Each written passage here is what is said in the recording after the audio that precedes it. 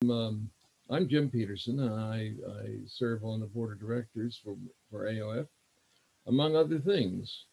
I'm also the president of the Tampa Bay Coalition of Reason and the Humanist Society of the West Coast. And, well, what else? Oh, yes, the Tampa Bay Post Carbon Council. And if that's not enough, I'll send you a complete resume. You'll have to send a stamped self-addressed envelope. Well, be that as it may, the question here that we're considering today is why atheism? And I've given you the answer already. It was in the meetup description. It's freedom, in a word. By itself, atheism excuse me, has no meaning or import. It would have no meaning except that there is in fact theism. So you can't have atheism without theism. It is only in the context of human history that the word begins to acquire the significance that we attach to it today. For millennia, humanity has lived in societies that have been structured along a class basis. The place of the individual is determined by the accident of birth, and with very few exceptions, the vast majority of our ancestors lived lives of strict obedience to the constraints of their place in the order of things. The entire structure was justified and enforced through these many, many millennia through the invention of religious institutions, whose deities required absolute subservience to themselves and the social order they were said to maintain. That this was a very useful and pleasant arrangement for untold generations of emperors, kings, aristocrats, lords, oligarchs, and plutocrats goes without saying. But as the powers of human intelligence, curiosity, rationality, and invention began to inevitably assert themselves, the hold of rulers through the mechanism of religion became ever weaker. Books were written and published. Science developed. Cities grew and industry produced a cornucopia of material well-being. Through it all, religion changed in form and content to accommodate the emerging realities of the time, or at least almost to accommodate those realities. But in the last 300 years, as forms of democracy gradually replaced the old monarchies, conflicts and uncertainties of self-rule also emerged. Despite the dramatic shift in political and economic structures, the habits of centuries, and the groundwork that made many vulnerable to the seduction of authoritarian certainty. Reactionary movements brought great suffering to the world, often calling on divine sanction as the authority for their inhumane and merciless oppressions. It was not for nothing that Hitler's troops had belt buckles that read Gott mit uns, which means God is with us. Now, in much of the advanced world of our time, atheism is a common position. Its advocates, writers, thinkers, artists, and activists have been embraced as part of a new wave of human development, which raises the possibility of the greatest extension of human freedom that thus far has emerged from the most repressive force of all, religion. And with that, I'd like to open it up to questions, and there are many, because this is a complicated subject, or it has been a complicated subject. I'm not sure it really deserves to be, because we are emerging from a period when, as I alluded to before, that religion played the dominant role in society and constructed the worldview, the reality that we all think that we've been experiencing. And I hope you notice I'm wearing my see-through jacket today, just for the occasion, so you can see right through me. But at any rate, so if someone has some comments, suggestions, advice, or criticisms, and I know you've got those, speak up.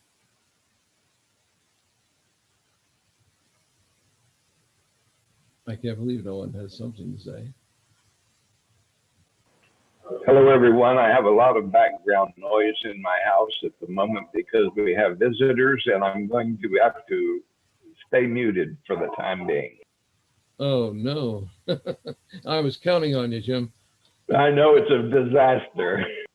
Yes. You always have good questions and comments, but your absence, however temporary, but presence, at least in listening, is certainly will be made up for by the rest of us. So we're still waiting for someone to comment on that digression. What is the nature of the world that we live in, and how does it differ from that of our ancestors? And what difference could atheism make? And I think that's the point I was trying to address. And so I'm sure you've all had some experience of the world, and I'm looking forward to hearing how you would address some of these issues. So if I might ask, You might. how does, and I apologize for not formulating this better, but how does the God of the gaps fit into all of this? And does that mean that it's a natural progression to atheism? Well, that's a very good question. I did not prompt it with you, but it is a good question because the God of the gaps is everything that we've been discussing here. As knowledge has increased, the reliance um,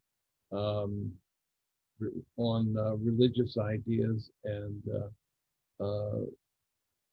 the religious description of the world has subsequently diminished considerably. And so the God of the gaps is a God that, along with the gaps, is rapidly diminishing. I think the sciences, in every respect, is supplying us with the information we need, with the information that we have always needed, but never could quite have because we hadn't subjected ourselves to the discipline necessary to have science. And the proponents of religion went to extraordinary lengths to make sure that their views became predominant in society as long as they had control of it. But what has happened, of course, in the interim period between, let's say, the fall of the Roman Empire and the present time, especially in the last 300 years, has been that the fact that the control of knowledge has sifted through the fingers of ecclesiastical authorities and has now become something accessible, especially through the internet, what we're doing right here, to everybody. If you have a question about the nature of our planet, about its animals and plants, about the stars, about the universe, anything, it's all out there. It helps to be a little bit educated, and it helps to be a little critical in your thinking, because there's a lot of nonsense out there about all these things. So you really have to exercise a bit of caution, but true knowledge that is tested and found to be accurate and sound is out there. Now, it doesn't cover everything, of course. There are still many questions we need to answer, but nevertheless, we now have a solid basis for self-realization and the realization of the potential inherent in our society. And that's Wait, the wait, wedge. Joe, wait. Linda had her hand up. Linda, did you want to ask a question? I was thinking that early on, back cavemen, early humans, the most intelligent ones were the ones that questioned, where do we come from? And since they had no way of coming up with an answer, they came up with religion. And possibly it was part of evolution that the smartest ones were the ones that were questioning, that were all of a sudden had a God. And of course, it's turned around now. The people who still believe that are probably, with some notable exceptions like Francis Collins, not the brightest in our group of society. And with increased education, with increased knowledge, we're seeing the next generations coming with less and less religion. And it's like anything else, there's going to be bumps in the road, but I think generally it's on a downhill, and it's going to have to be on a downhill. I'm worried about politics and the politicians trying to force religion back into society. Did, But that's kind of where I'm at right now. did I hear you say that along the road toward progress there would be some Trumps in A the road? few here and there. Sorry, Let's remember that any political partisan statements are those of the person making them and not of the organization. Oh yes, Judy is very much a stickler about that sort of thing, and it's true. AOF takes no position as regard to any electoral candidates or party platforms or positions. Okay, I was thinking more in the way of people going to crowded churches, Of course. rallies, crowded rallies, potentially not surviving them. Well, they certainly constitute a large segment. Yeah, but most of them have already reproduced, so it doesn't matter. Mr. Reinhardt, would you like to comment, please?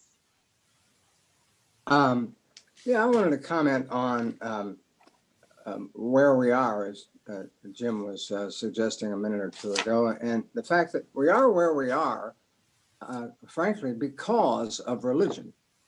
But to the extent that we have become more civilized and less brutal, we have done that in spite of religion. We have done that because it is our human nature to rise above the barbarism that Jehovah advocates. So it's the irony is that to the extent that we've initiated systems of penal systems and rehabilitation and bail, whereas in the Old Testament or in the Bible, if you picked up sticks, they killed you. If you sassed your parents, they killed you. At least we don't kill our children anymore. And we don't do it in public with the aid of the elders either. So the point is that to the extent that we have become civilized, we have done that in spite of religion, not because of it. And this is a point that people need to make more often, because one of the main forces driving these improvements in society, of course, are free thinkers, people who are willing to question. Otherwise, we'd all, instead of having this meetup, we'd all be meeting up to stone somebody to death, So, but they deserve it, I'm sure. Don't you miss all of the fun that we always used to have in the good old days? Right. Are you going to the stoning?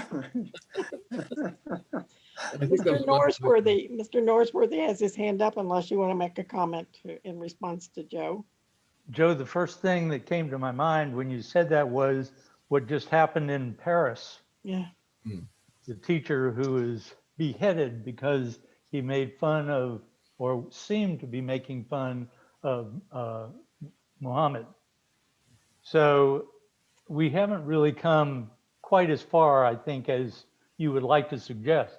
I think that the issue of religion is really playing into the game of politics and power. It is a tool that was figured out millennia ago, that it was easier to get people to follow you if you had the religious angle covered. And leaders throughout history have used it to their great advantage, whether they believed it or not. And I'm not saying they didn't all disbelieve it, but I think there were a lot who did disbelieve it, but they found it useful. Oh, yeah. And that was Marios Somos's favorite quote. So we have to keep that in mind, that it really is just a tool. It's a way of manipulating people to believe a certain thing so that the person in power can further his or her aims. I think you've got that right. But I think one of the other things that also made a big difference is that we do live in the age of freedom. That is,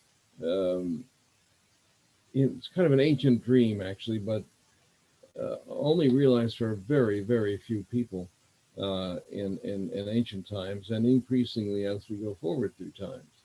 But freedom, and that's another discussion. What is freedom, and what's in it for us? We look at the lives our ancestors lived and believe that they had very little freedom. They were peasants and serfs, slaves, and not only that, but there was a very limited range of possibilities that they could realize as individuals in terms of their individual potential for growth and for knowledge accumulation and appreciation of art and so on and so forth. Only the people of the nobles and the aristocracy and the monarchs had the resources, both in terms of power and free time, to be able to appreciate any of those things. And our time, however, shows us a tremendous difference. We have museums and libraries. We have enormous resources that are truly liberating because they, among other things, they give us a worldview and a picture of reality that's starkly different from the one that religion, as Bill mentioned in the case of the recent Paris event, where a teacher was publicly beheaded because he supposedly criticized Islam. I think it was said that he had drawn some sort of a picture or something, something reminiscent of the event that happened 5 or 6 years ago, Charlie Hebdo or something like that. And it was another one of those, and but this was evidently done by somebody who was a fierce adherent to Islam, and to the extent that they're willing to murder somebody, to commit homicide against another individual simply for having a different view of their religion. And this will go on for probably quite a while yet, because although we've made a lot of progress, it hasn't been uniform. Lots of people around the world still live in circumstances that make it easier for them to participate in very restrictive and authoritarian belief systems. And in fact, that's an issue right now in our own country and in this election, whether or not authoritarianism will take a greater role in how our politics is done. And it's something that I worry about a lot. And I think other people do too. And Jim, yeah. I'm sorry, can you speak up a little bit? I'm having a little trouble hearing you. Okay, I'll talk like this. And All Jim right. Young has something he wants to say. Well, good. At last. I'll try to squeeze a little something in here before the background noise gets us, but I've always regarded the definition of freedom as the ability to be able to choose or have freedom of conscience without fear of retribution.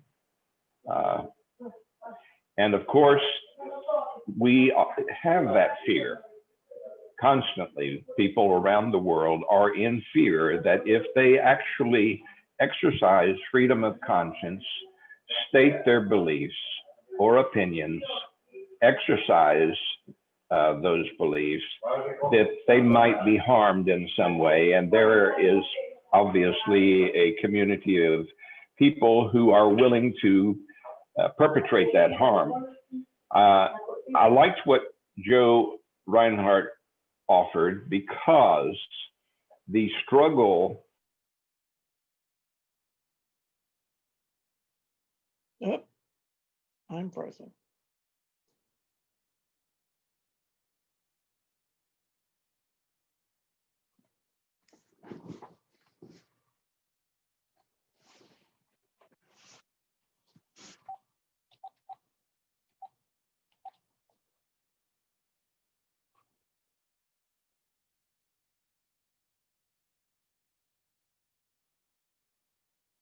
And discovering the calendar and what have you. But the truth is, religion has always been an obstacle to progress. And so therefore the narrative, in spite of religion, we have progressed, is the real reality. And it continues to be the real reality today. And our problem, the one that we must solve as human beings, is how to overcome this obstacle. And so far, we have failed. In fact, I would say, in my opinion, that religion is winning. I know I'm a pessimist again, but they have found more ways to oppress freedom than we have found to liberate freedom.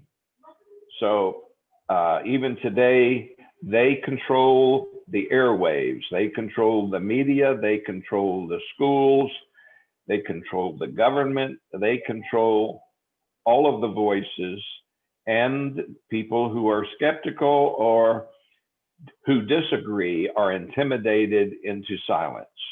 And we know that because there are many, many people who agree with us on many, yet they will not speak up because they are afraid. Well, Jim, you do. You speak up.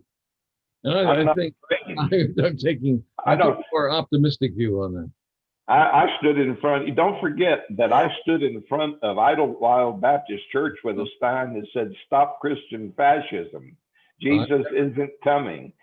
And nothing fails like prayer. So I'm not afraid to die. But there are truly many, many people, the vast majority of the masses, are very, very fearful of either losing their jobs, losing their families, losing their friendships, being ostracized from society, or being physically attacked. Jim, and when you retired, didn't you achieve and realize a great sense of freedom? Particularly, I've heard you express the fact that you couldn't express your honest opinion at work, so now that you don't have to worry about that anymore, and you don't have to worry about a place to live or something to eat, it becomes much easier to say what you think. You can still get physically assaulted or suffer retribution in other ways, but at least they can't take your job. Thanks, Right. Joe and Jim. We have two people who have their hands up, so I'd like to move on. Bill Norsworthy. Okay, I think, Jim, the issue or the question that is on the table today is, how do we define freedom? It really is a very tricky word, because so much of what we refer to as freedom is really freedom from something. It's not freedom to something. And so we're constantly under pressure to follow the norms, go with the crowd. We are a tribal species, as we know. And if you don't follow your tribe, you get ostracized and you are out of luck. And it used to be that was a death sentence. If you were kicked out of the tribe, that was it, because the other tribe wasn't going to accept you either. And I think we're kind of in that mode right now, trying to figure out what is freedom. What freedom do we really want? I'd like Bill. to. Jim Peterson, did you want to comment? Yes. Yes. Well, I think Bill is absolutely correct in terms of it's the freedom to, and as I tried to illustrate with my brief historical perspective there, it's the freedom to be able to have science, the freedom to make inquiry academically and in other ways, both at the higher levels, but also at the individual level. That's where freedom is a realizable possibility. And we're all here because we have the freedom to be here, or at least we think we do. We hope there will be no reprisals or whatever. But of course, that always lurks in the back of one's mind, especially if you read historical accounts about what has happened in tyrannical regimes in Europe during the 30s and so forth, and in other places and times. But nevertheless, the overall trend is for science, for technology, for improvements in the human condition to be able to enable more freedom of thought, more freedom of communication, being able to be exercised, and it's a long, slow, and often painful process. But I think it holds the only possibility we have to achieve the success of our species. Um, Sherry has something to say, and then I want to say something. Yes, I just wanted to make a comment about the beheading of the teacher in France. What I understand was that not that he produced or made the cartoon himself, but that he was giving a talk on freedom of expression and showed those cartoons. And then, of course, the people in the class told their parents and then got out into society at large. So that's all. Thank you. Thanks, Sherry. Yeah, he showed a picture of Muhammad, and one of the parents took great umbrage at that and publicized the school's name and his name. I would like to go back to the comment that religion has always kept us in the dark and not educated us, and I would disagree with that, because even Darwin was a minister or had studied the ministry, and much of science progressed because of religion and its support. Gregor Mendel, much of astronomy, almost all of science was earlier under the guise of the church. So I don't think we would have made, we probably would have made as much progress, but that certainly centralized the education of people. Well, if I may, I'd like to agree with that to some extent, that during the Middle Ages, educated people were educated by the church. And to the extent that they were able to participate in intellectual life at all, it was because they did so within the ecclesiastical stage, shall we say. And but you're right, all of the great early astronomers, um, um, and well, just everybody who made any sort of contribution in philosophy or science or anything else. Art. We would not have nearly as much art. And music, of course. Music. Yes. All of that was under supposedly the auspices of the church. But even the church could not, as much as it tried to, repress the necessary tendency of things to get beyond where they are. So nothing stands still. Society is dynamic, after all, and even despite the wishes and desires of the most conservative and reified of the churchly figures, there's still going to be change. Even within the church, the Protestant Reformation, and on and on and on. The fact that we have thousands of churches now and sects and so forth means that there is no way to effectively, totally repress the diversity of thought that human beings can and will come up with. And that always gives us another degree of hope for the future. Things can change because things have changed.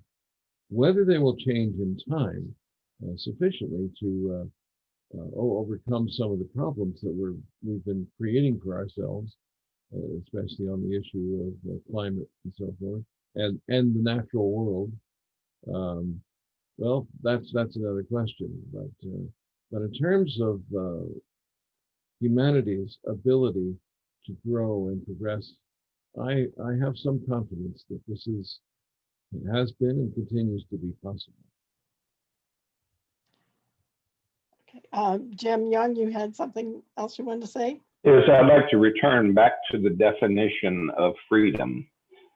Yes, freedom is the ability to exercise one's freedom of conscience, to make their own choices, to live as one would like to live and not as someone else dictates. It is also, and it's important to include this, freedom is from the tyranny of others, especially majorities, oppressive majorities who have a lot of power and who may be united behind a particular ideology. The individual suffers at their hand. So true freedom actually becomes an exercise of a minority, because you know what? If you're a member of that oppressive majority and you say, oh, I get to do anything I want. Well, not really. Because nobody objects to what you do. You have to be one of these minorities to really experience what it's like to exercise freedom of choice and freedom of conscience. So really, freedom is an exercise to be able to do something and also to be able to escape from the tyranny of those who don't want you to be able to live and make your own choices. That's the comment that I would like to make on that definition of freedom. And also getting back to, because I can't press home enough that religion is an obstacle to human progress because it does not respect diversity and freedom of choices. Now we can argue, oh, James Darwin, this guy was a minister. Yes, he was, but when he went to Galapagos and he did all of his studies, he was not in the role of a minister. He was exercising the role of a scientist. He was able to separate his religious faith from his scientific work, which most scientists can do today. Even though many scientists believe in a God, they still are capable of separating their scientific work and not allowing it to be oppressed or unduly influenced by religion. However, within the religious community, and it is not getting better, it's getting worse, there is this ideology that any science that is controvert evidence against religious faith must be expunged, discounted, disrespected, vilified, and disparaged. This has and blocked from being taught in a public school setting. And this has had enormous negative consequences upon human progress. We see here in the United States that the public education system is under assault. Why? Because the religious community does not want science taught in public schools. And so therefore, the only way that they can see going forward is to dismantle the public education system, put all children into private schools where anything can be taught. Well, I'm not going to disagree with you on that. And that's why I think who we elect to the school board is one of the most important decisions that we as secularists have to get out and strive for, because that is an incredibly, if the children are all inundated with propaganda all the time. Although I think that we have maybe a somewhat warped view because we're in the South and we're in a fundamentalist region, because even the Catholic Church does not oppress as much science as it's the fundamentalists who are doing this, and they're a very small minority of the population, but they have a lot of power.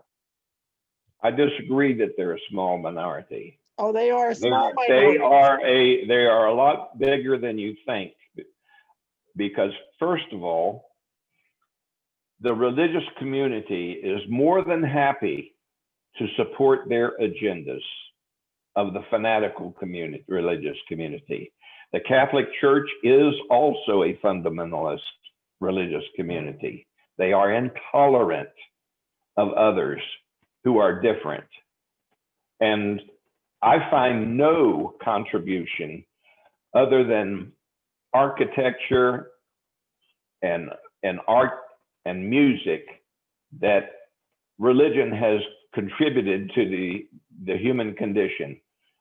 Their activities are overwhelmingly negative and harmful to human progress on every front.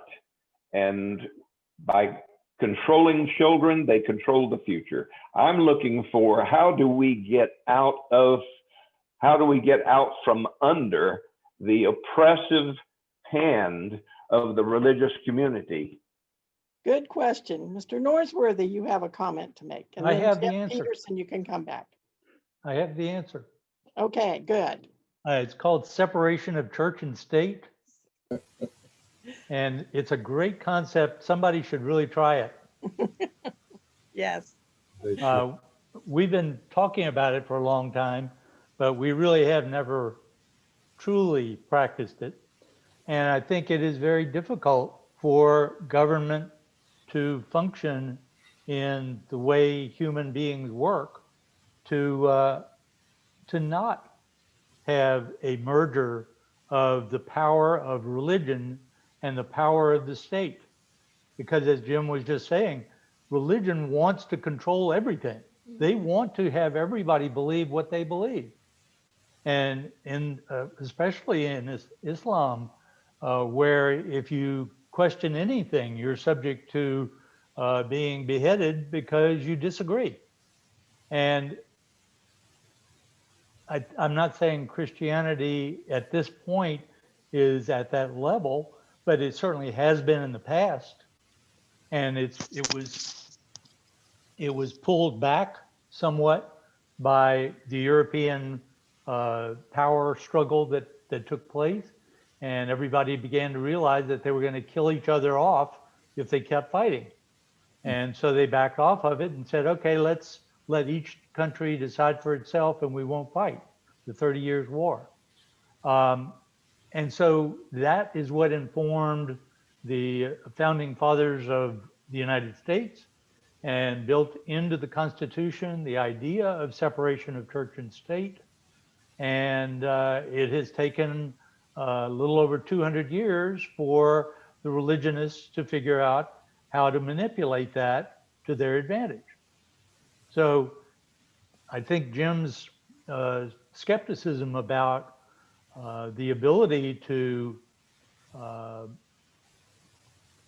have the separation of church and state is a very realistic problem, because the government likes to use religion for its benefits, and religion wants to use government to its benefit. And so it is a natural partnership that whoever's in power tends to lean on. Jim Peterson, would you like to say something here? Yeah, as a matter of fact, the problem with the fact that religion and government have mutually supportive effects on each other when they are when they're not prevented from pulling together, because religion needs a unified, coherent, and consistent worldview. And what that means is that since their worldview is in many cases a sharp contrast with the one that is continuously being developed by science, that shows us that the world is much larger than that pictured in most religious scriptures.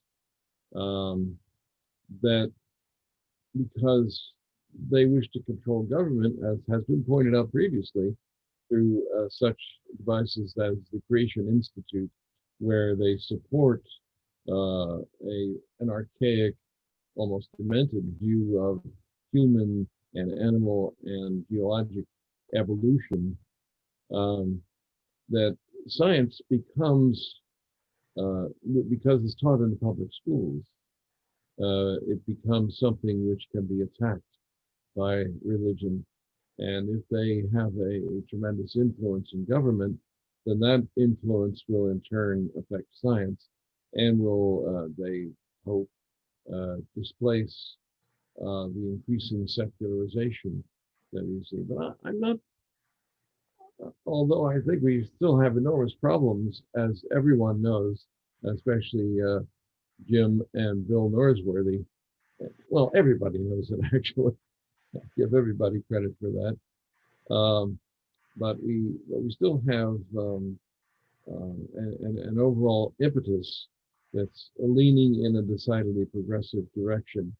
And I think if we fail to live up to our mandate to keep church and state separate, to continue to be able to say advocate for the secular life in all of its glories. Look back at me, all these books back here, all these books, and all they have is just one book.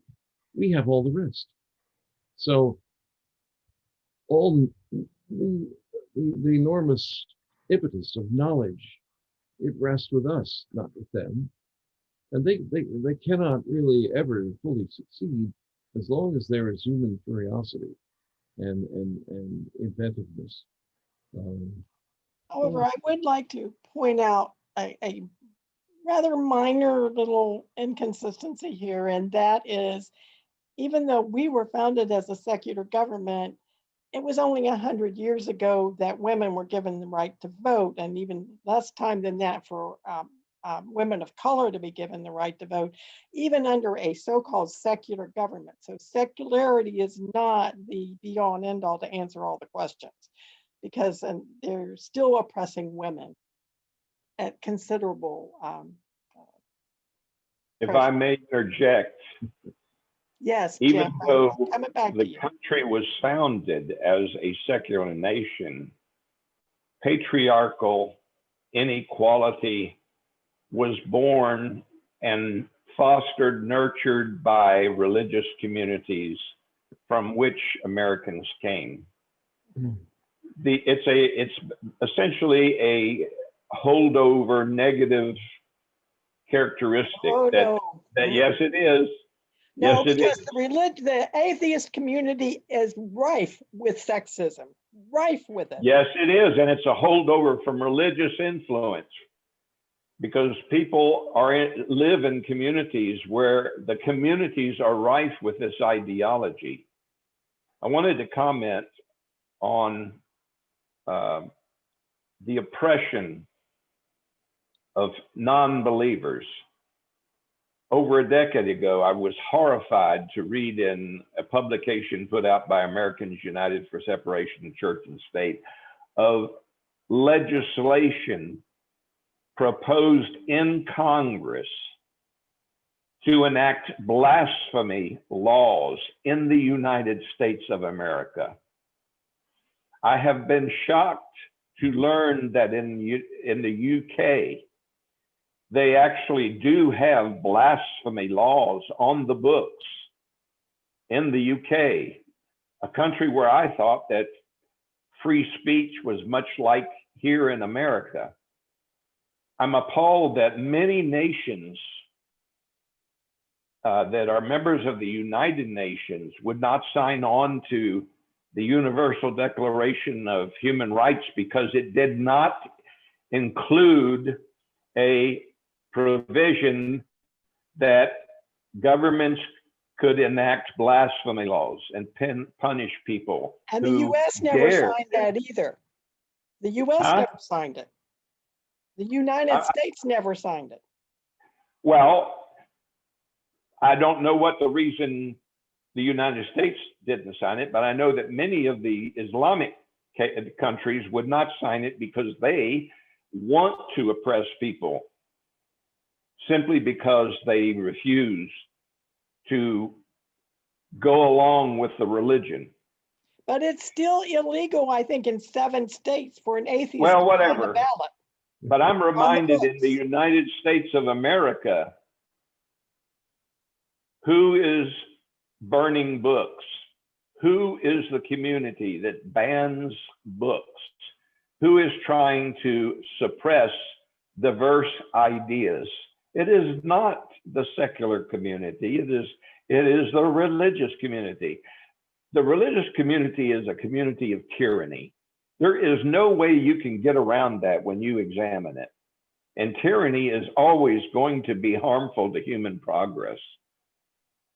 So I have a question for Mr. Norsworthy, who has a Biden poster in his back.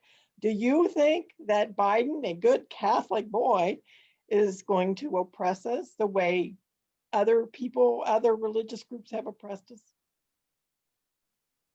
No, I do not. But I don't think it's because of his being a Catholic that would keep him from doing that. I think it's his basic outlook on life and people. And he seems to have a very patriotic view of America and the Constitution, and he thinks that we should follow it. And clearly his opponent, who shall be nameless, does not agree with that. He wants power. He wants it as fervently as anyone ever has. And, that makes him a very dangerous person. And I do not see Joe Biden anywhere near that kind of philosophical position that he would try to suppress freedom of thought or belief. If, as I recall, Mr. Biden as vice president was actually on the record before Obama supporting gay rights as far as marriage. Marriage equality. And I was impressed by that. I will say that. And I must say that not every Catholic is a fundamentalist Catholic, but most certainly there is a community of fundamentalist Catholics that is every bit as dangerous as the fundamental Baptists and Pentecostals and what have you. Absolutely. Jim Peterson, you want to get in on this, I know. I do. I want to, again, take a step back. Look at it through the long view, the long perspective. Human beings, we have been in existence as human beings, as Homo sapiens sapiens, for under 250,000 years, 250,000 years, let's say, give or take. And for all of the last 15,000 years, we have been without a civilization. We did not become civilized until about 12, 15,000 years ago. And we did not become a scientific civilization until a mere 300 years ago. 300, that's not a long time. So we cannot expect too much of each other, or too much of what human society is capable of. But the more educated, the more socialized, the more humanized we become, and the more truly and accurately we perceive the world, the greater is our capability of altering not only the world around us, but our own behavior, so that we can advance in terms of what it means to be human. I don't think we should let ourselves be diverted by the recognition that we have manifest faults, buckets of faults. Whether racism, sexism, any ism you would care to name, we've indulged in it all. We're all very familiar with it. But because we are familiar with it, we can now deal with it. We can do something about it. It's not endemic within us. It's something that we can, in fact, overcome. And if we, again, if we can survive, we can thrive. That would be my motto of the day. I would say that in response to that, that we may not survive, and the clock is ticking, time is running out, and humanity is not growing up and fast enough to save our ass. I'm gonna say I hope you're wrong. The reason I have hope is that, you know, through y'all, actually, through lectures that I've gone through too, and I've seen statistics and so forth, that Americans identifying as either humanist, agnostic, atheist, that umbrella, that number's growing every year. And I'm really excited to see what this new census is going to tell us about that number. And I think it's going to be at least 25% of the population. And I think that's happening with the new young Americans are not, I mean, unless they're, you know, growing up with, you know, AK-47s in the closet, you know, to play with on weekends, you know, if they're, how do I say, they're not rednecks. They're educated, they know science better than any generation has ever known science. And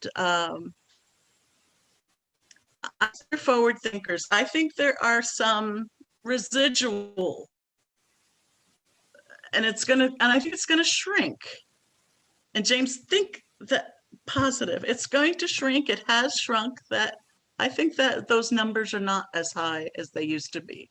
I saw a really interesting report about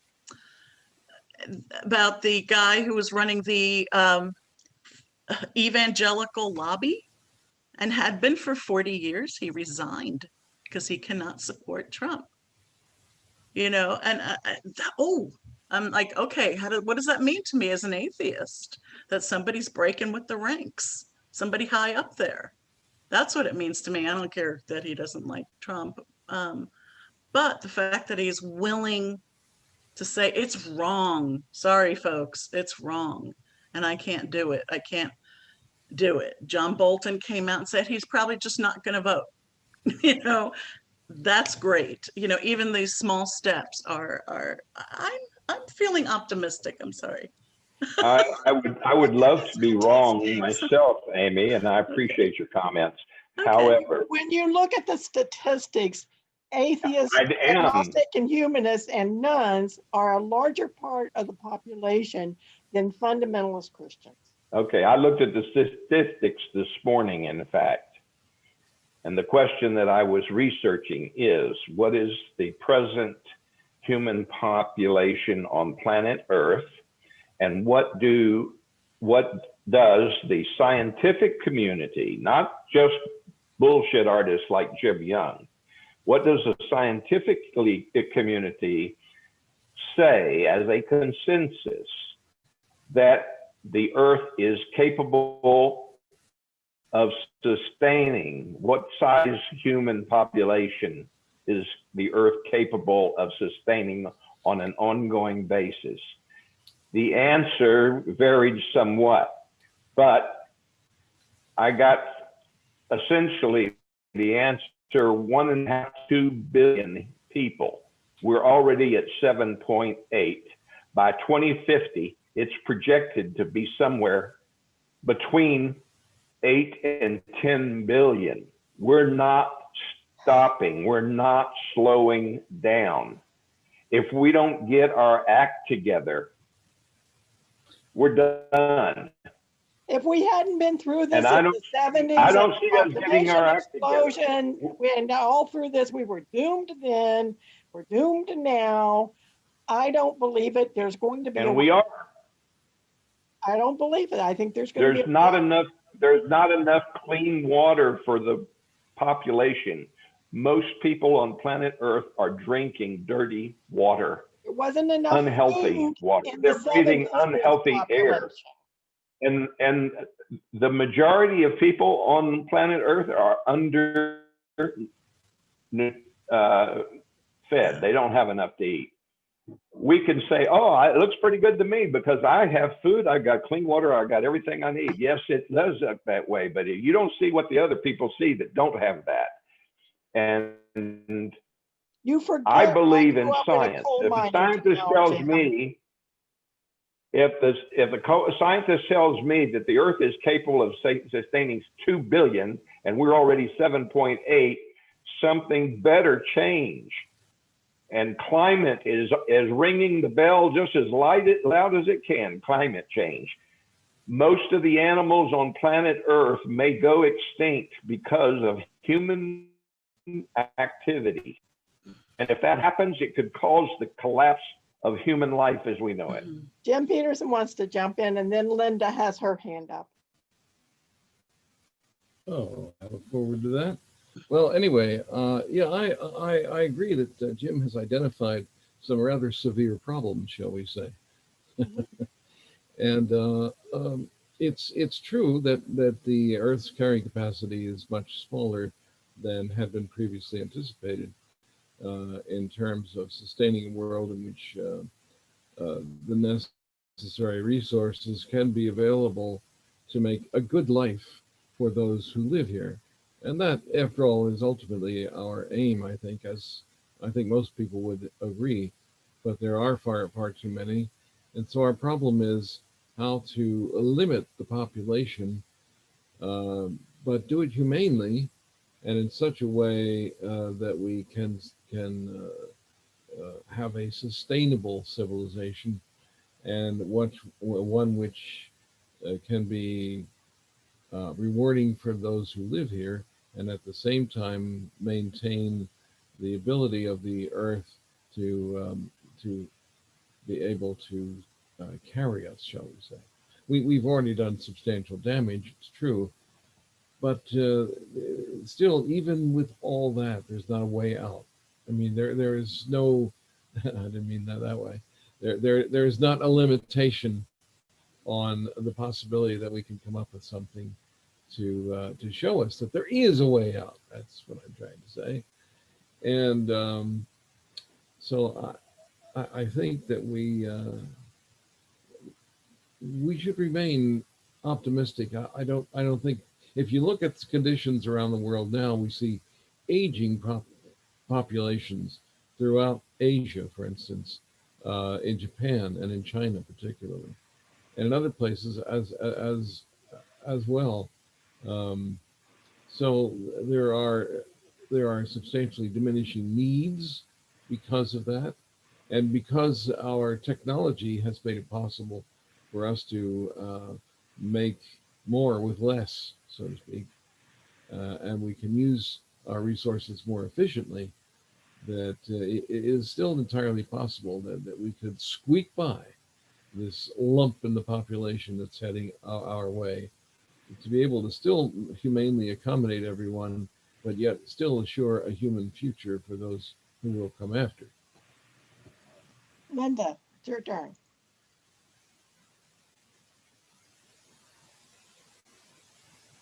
Did we lose her? I don't Oh, know. Linda, you're muted.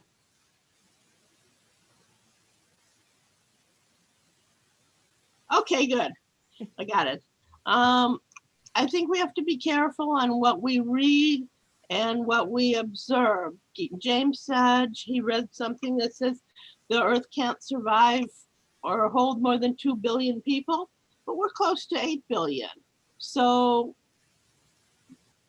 so obviously we can survive with more than 2 billion. Can we survive well? Is the water clean? Maybe not, but is it clean enough for people to be growing up and having children of their own. And that seems to be happening. So Jim said something about, well, quality, you know, or what was the word you said? The living well. Did I say it right? Yeah. Yeah. That living well, and possibly that's what James meant, is we can't live healthy and live well with more than 2 billion people. But we've got to be careful when we read something that says the Earth can't survive more than 2 billion people, but we got 8 billion. We've got to question the source of where that came from and observe rather than just believe. It's not a matter of surviving with more than 2 billion. We can do that temporarily. The issue was sustainability. Can we permanently, forever, sustain a population of 8 billion people? The scientific community says it absolutely not. We cannot do that. We cannot sustain permanently a population of 6. We're well over what can be permanently sustained. Oh, thanks, Now, Jim. I'd like to if move you on think to that- Amy has had her hand up for a while. Okay, I'll be quick. If you think that 2 billion is low, and maybe it is, let's try 4. Even if you go with 4, we're still way over the limit.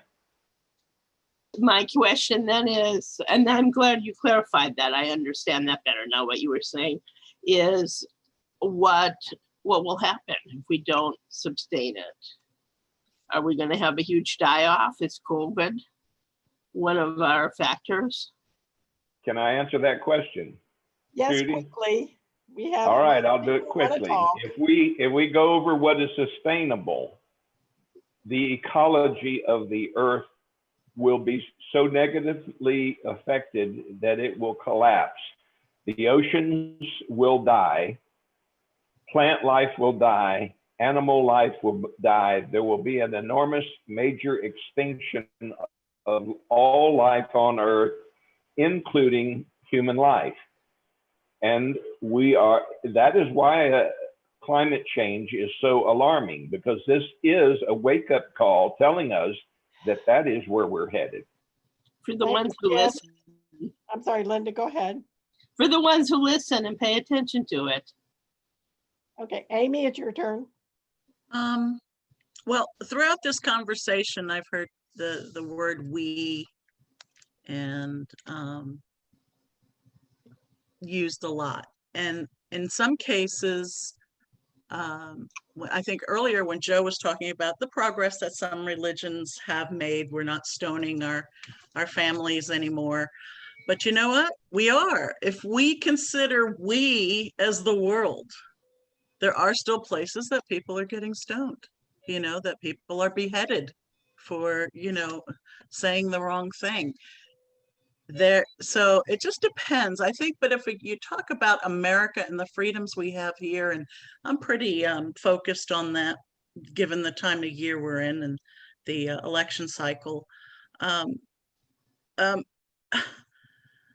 I'm concerned. I'm concerned about, you know, you were talking about people, religion and so forth, and the poor guy who goes against religion, who speaks out against religion.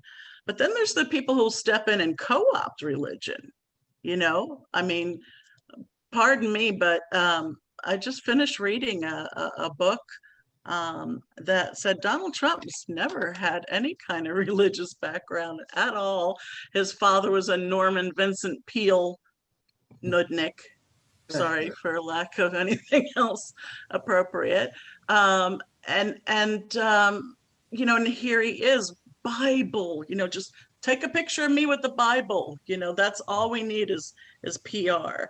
And that's all Donald Trump is PR, I'm sorry.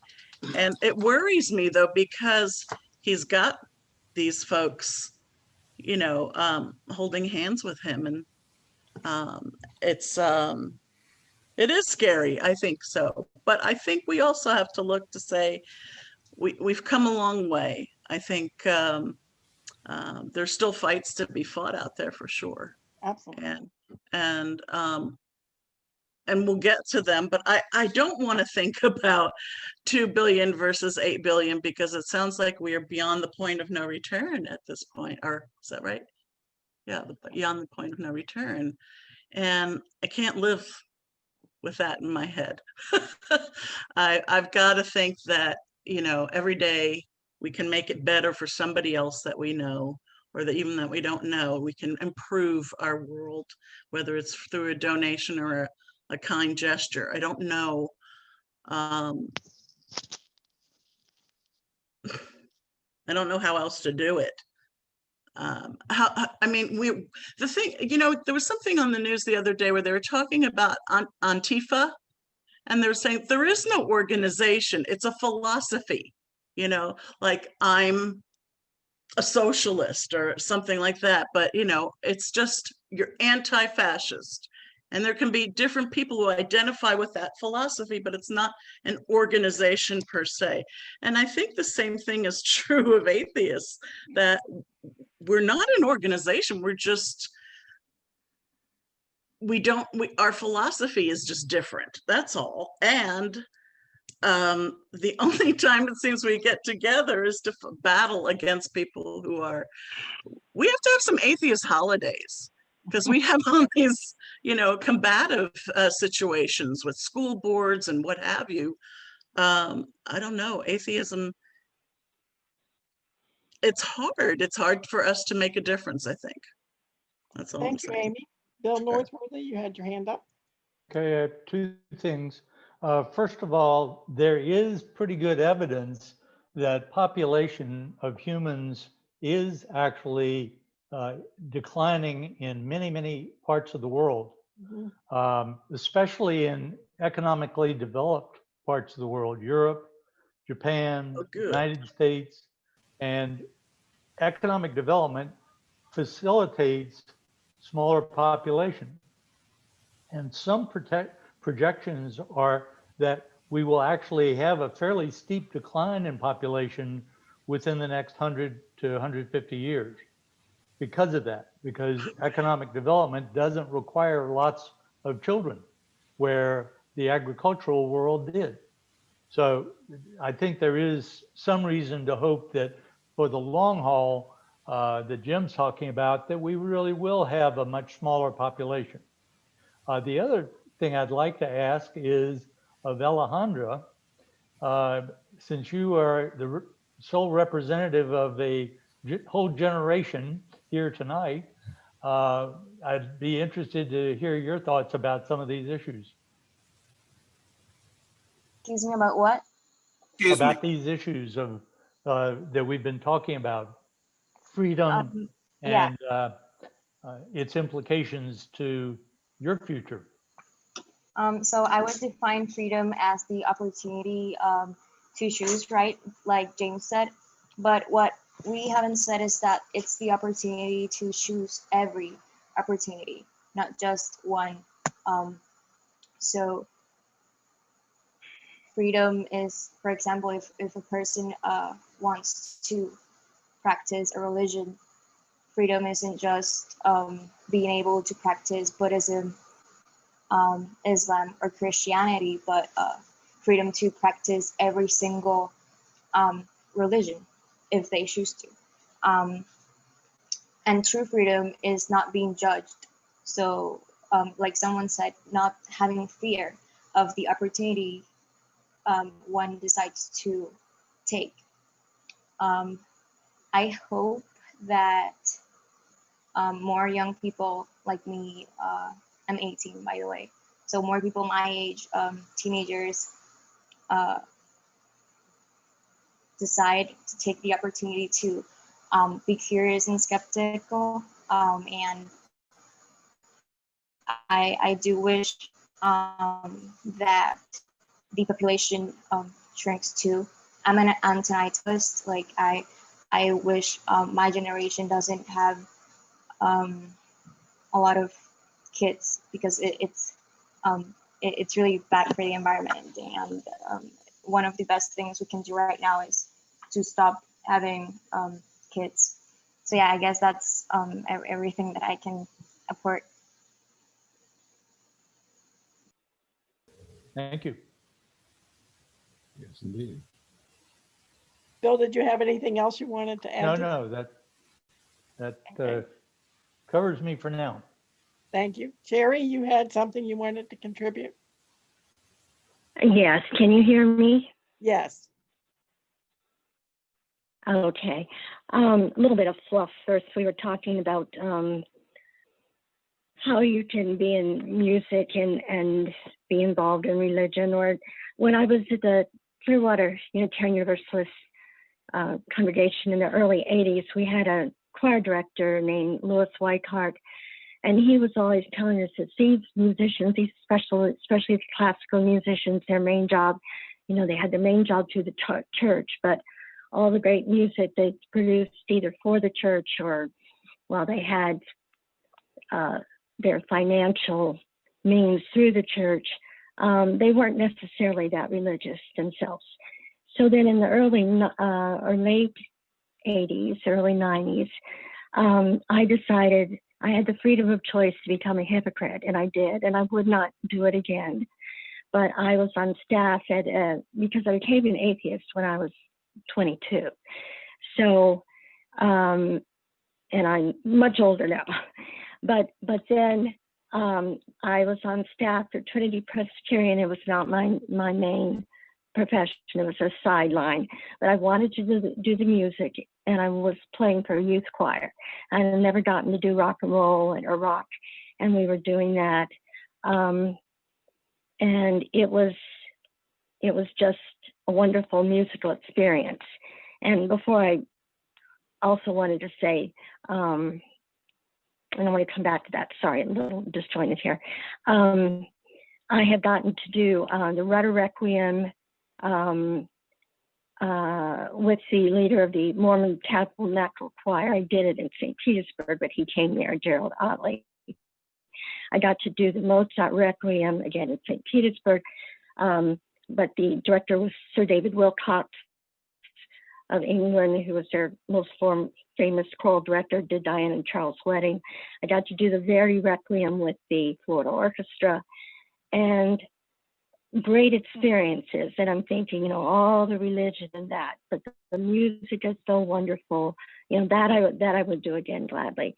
But when I was on staff at Trinity, I was still involved with the UU Clearwater, and at that time, both congregations went through a terrible division over their minister. And I was just thinking, and I do know that different religious sects and religions all over the world, some are more benevolent than others and so on.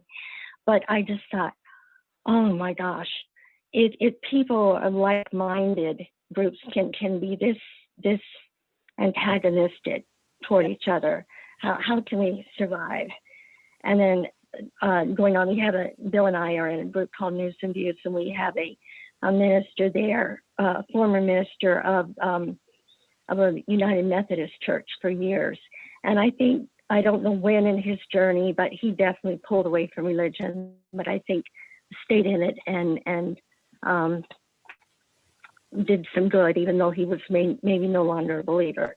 I think that, okay, I had not wanted to be an atheist activist. One of the reasons is, and I have been for civil rights and for gender equality, but I became an atheist when I was 16, and I was a much happier person before that. And not because when I changed and I was through a world religion or world history course that I made my change, and have been very religious with my parents up to that point. But it wasn't because I no longer felt I had someone that was watching over me or who would help me, but just the idea of an eternity of nothingness. And that's what really changed me. So I think people, because of an afterlife, people are always going to want to believe in religion. And we are more, unfortunately, emotional than we are rational. So I don't have a lot of hope for the world, because right now with COVID, a lot of the people at these rallies are gathering in churches. They're not scientifically minded. They are, religious is so important to them, and religion and God is going to take care of them. and he's not. So during the pandemic, climate change, again, I think we don't have enough scientifically minded people in the world, or even on the population part, to overcome what's ahead of us. So Jim, I'm with you in gloom and doom, I'm afraid. Thank you. Thank you, Sherry. I would point out that the great majority, well, the majority of people in the US do support the science behind COVID. But Jim Peterson, and then Scott has his hand up. Yeah, let's hear from Scott. I was just going to say briefly that being supportive of science doesn't mean being a chemist or an astronomer or whatever. It just simply means that you have a broad scale appreciation of the importance of objective information about the world around you. And that's all it really means. Is not everybody can be a professional, and that's not the important thing. But it is important to appreciate who and what we are, where we are. Let's hear from Scott. Okay, Scott.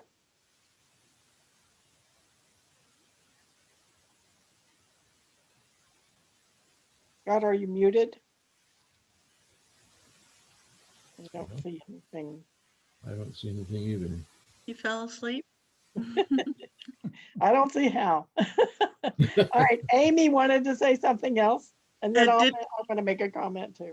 I don't know if any of you saw the monologue from Saturday Night Live. Bill Burr was the actor who was hosting, and he was on that show with Walter White. Breaking Bad. It's a very popular TV show that's was on for several years. And he made some very controversial statements. I mean, but that's what he's known for. But he basically, he said out loud, hey, bring your grandma to one of the rallies. Sure, bring her, and then bring her to her friends. All her friends should come over and visit. So basically he says, this is a good culling of the herd. Get them all to go to Trump rallies and so forth. And it was interesting to say the least. So you'll probably can catch it on YouTube. But he said a lot of things that I think people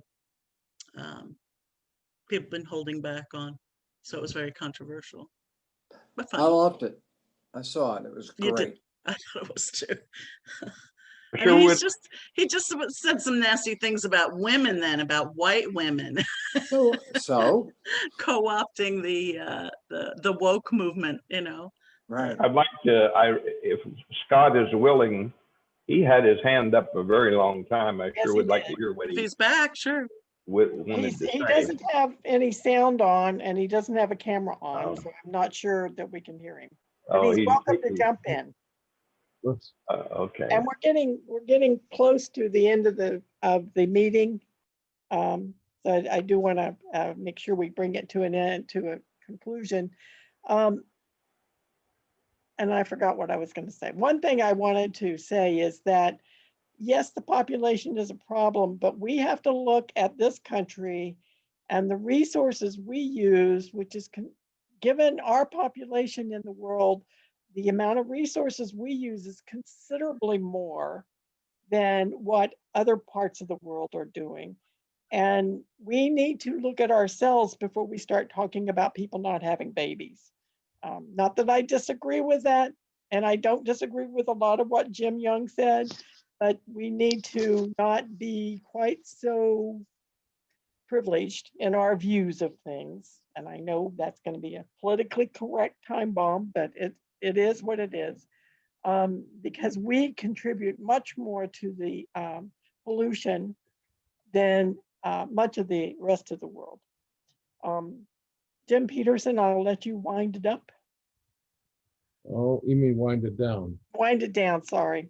Yes, I can do both. I can go either way. Well, this has only been the beginning of a discussion about a subject as broad as freedom, and especially one which is involving atheism. To me, atheism is kind of a penultimate expression of what it means to be free.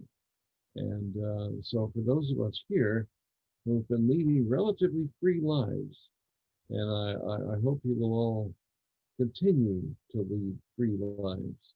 I hope that the results of the election will be encouraging, that we can bring more people to we're not missionaries or anything, but that we will find a vast transition in our society to a really free way of life. It's always an ongoing project. Scott wanted to say something. He said it in chat, which is Google exponential growth in a finite environment. And yes, there is serious problems with our environment. And yes, we need to take control of it. And I lost my train of thought again. Sorry. Well, let me apologize for being the party pooper and That's okay, we're used to it. bringing up these unpleasant reality checks, which is I know people want to be able to think positive and have hope for the future, and I am pessimistic. And maybe I might have spoiled the meeting for No. some people, but Pessimists and optimists feed off each other. We Yes, need we each other. well, Keep it up. Yeah, I'm going to throw in some pessimism for you, and that is I don't think it matters what happens in this election. When we have Amy Coney Barrett on the Supreme Court, we're all fucked. I'm sorry, but we are. I would talk another 3 hours on that topic. But I will tell everybody here, I love you guys. I really need this stuff. And yes, I will offer you a point of view that some people will not offer you. But maybe that's a good thing in a way to hear that other voice. And we appreciate it. We appreciate we want to make sure that everybody gets a chance to speak that wants to speak here. And regardless of whether you agree with us or not, it's a free for all and everybody's views are welcome. And we're Have you all heard of have you all heard of the organization called Recovery from Religion? Mm-hmm. They have a Zoom thing going on. Have you ever spoken to them, James, about your story? Because they have different speakers come on and talk to us about no, I topics. haven't reached out to them. I'm not suffering from trauma from in fact, I feel so liberated having escaped. I've lived a very peaceful life for the last 50 years because I did escape religion. But I do know that they do serve a very valuable purpose, because a lot of people are having serious psychological problems because of the fact that they are losing their faith, and it's a traumatic experience for them. And they're losing their support circles, and so many of them were so sheltered, didn't even really get an education, even though they were legally supposed to be getting one. But it's interesting, but there's different stories. Like we had psychologists on a couple weeks ago that were just really informative and talking about just the trauma of a different relationship with family members. For me, I had to say goodbye to people who just wouldn't let me be, and that hurts, and I feel like they made the bigger leap than I did, because they had been kind of secular Jewish.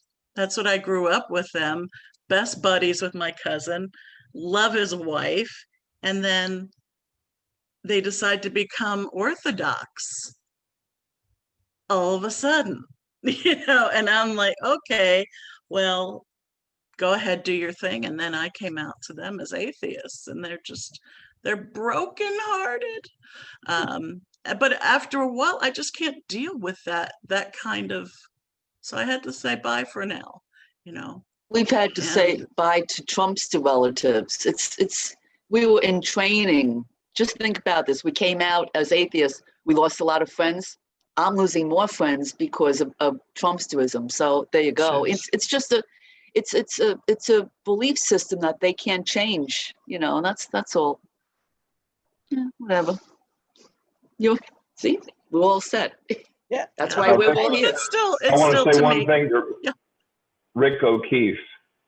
Yes. That's my hamburger buns I made this morning. But can they work? You can make a hell of a sandwich. We're going to have to get together and make some bread when I come to the U.S. Thanks a lot. I will. I got your recipe. Now I gotta buy 10 pounds of flour. Thanks. And lard. Lots of lard. I've got Lord, lard. Yes. In the recipe Jim sent, it's got lard in it, which is not bad for you, that contrary to what we were taught. Mhm. Well, I want to thank everybody for coming, and we'll go ahead and close it down, and we'll see each other next week, in which case Jim Young will have the floor of the whole meeting because he's talking to us about conspiracy theories. So come prepared to interrupt Jim. We're all doomed. Sounds like a plot to me. Yes, exactly. A conspiracy. Yes. At last. I will be prepared to yield the floor. Jim, No problem. it's like being in a poker game. You feel like everyone's against you. And they are. Okay, everybody but Jim, we're going to have a meeting on Tuesday. No conspiracy. Yeah. Anyway. All right. Well, we'll talk to you guys later and have a good rest of the week. And Yep. we'll see